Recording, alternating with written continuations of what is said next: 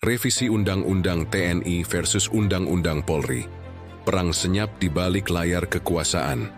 Kita pikir revisi Undang-Undang TNI itu ancaman. Tapi gimana kalau justru revisi Undang-Undang Polri yang jadi senjata mafia di tengah ribut-ribut? Revisi Undang-Undang TNI. Ada sesuatu yang jauh lebih berbahaya sedang terjadi. Sebuah revisi undang-undang yang bisa mengubah keseimbangan kekuasaan di negeri ini. Dan kita, rakyat biasa, sedang dikelabui.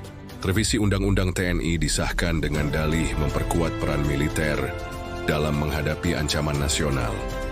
Tapi yang lebih mengejutkan, revisi Undang-Undang Polri menyusul dengan pasal-pasal yang justru bisa melemahkan Kejaksaan Agung dan KPK. Poin-poin dalam revisi Undang-Undang TNI. Mari kita lihat dalam revisi Undang-Undang TNI. Ada beberapa pasal yang sangat krusial. Ini penjelasan singkatnya. Pasal 47, apa yang menguat? TNI kini bisa masuk ke lebih banyak jabatan sipil, dari 10 kementerian lembaga menjadi 16, bisa digunakan. Untuk apa? TNI bakal bisa diperbantukan untuk memberantas kejahatan luar biasa, memperkuat kontrol negara atas sektor strategis seperti keamanan siber, pangan, dan energi, mengurangi pengaruh mafia di dalam birokrasi yang seringkali bermain di kementerian strategis, termasuk korupsi, mafia tanah, mafia tambang, dan kartel bisnis ilegal. Pasal 7, apa yang menguat? TNI diberi peran tambahan dalam operasi selain perang, termasuk menangani ancaman siber dan konflik di luar negeri. Bisa digunakan untuk apa? Bisa menekan mafia di sektor digital dan perbatasan, mempercepat pemberantasan jaringan internasional yang terlibat dalam perdagangan narkoba dan kejahatan transnasional.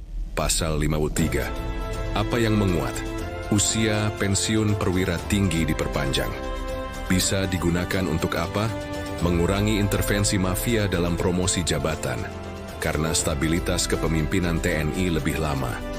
Memastikan jenderal dengan rekam jejak baik tetap berada dalam sistem lebih lama untuk mengawasi upaya pemberantasan korupsi. Intinya, TNI bakal jadi senjata baru untuk membasmi kejahatan kelas kakap yang selama ini sulit tersentuh hukum. Poin-poin dalam revisi Undang-Undang Polri. Dan inilah yang tidak banyak dibahas. Revisi UU Polri bisa menggeser keseimbangan hukum dan memperbesar dominasi kepolisian. Pasal 16 ayat 1, terkait penyadapan. Apa yang melemah? Penyadapan bisa dilakukan tanpa izin pengadilan. Keuntungan bagi mafia. Penyadapan bisa digunakan untuk menekan lawan politik, bukan hanya untuk pemberantasan kejahatan. Mengancam kebebasan sipil karena tidak ada pengawasan ketat. Pasal 16A, terkait data intelijen. Apa yang melemah? Melemahkan independensi BIN dan BSSN. Keuntungan bagi mafia, dapat mengakses data intelijen negara dengan mudah. Pasal 47, terkait kerjasama Polri dengan lembaga lain. Apa yang melemah? Melemahkan independensi KPK dan Kejaksaan Agung dalam menyelidiki kasus tertentu.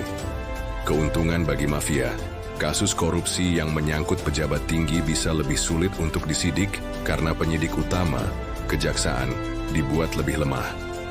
KPK bisa semakin kehilangan taringnya. Pasal 14 ayat 1, terkait pengawasan internal. Apa yang melemah? Melemahkan sistem pengawasan eksternal terhadap kepolisian. Keuntungan bagi mafia. Polisi bisa semakin sulit dikontrol oleh lembaga lain. Penyalahgunaan kekuasaan lebih mungkin terjadi tanpa adanya pengawasan yang kuat dari luar. Bahaya jika RUU Polri lolos tanpa perubahan. Kalau RUU Polri ini disahkan tanpa perbaikan, apa yang bakal terjadi? 1. Polisi bisa makin sulit dikontrol. 2. Penyalahgunaan kekuasaan lebih mungkin terjadi tanpa adanya pengawasan yang kuat dari luar. 3. Kasus-kasus besar bisa makin sulit diusut. 4. TNI bisa dikekang dalam membasmi mafia. 5. Kebocoran data intelijen negara. Revisi Undang-Undang TNI memberi kekuatan untuk menindak mafia dan korupsi. Lalu tiba-tiba, revisi Undang-Undang Polri muncul dan justru melemahkan lembaga hukum yang paling berperan dalam pemberantasan korupsi. Ini bukan kebetulan. Kita semua tahu, banyak kasus mafia yang sampai sekarang nggak pernah terungkap.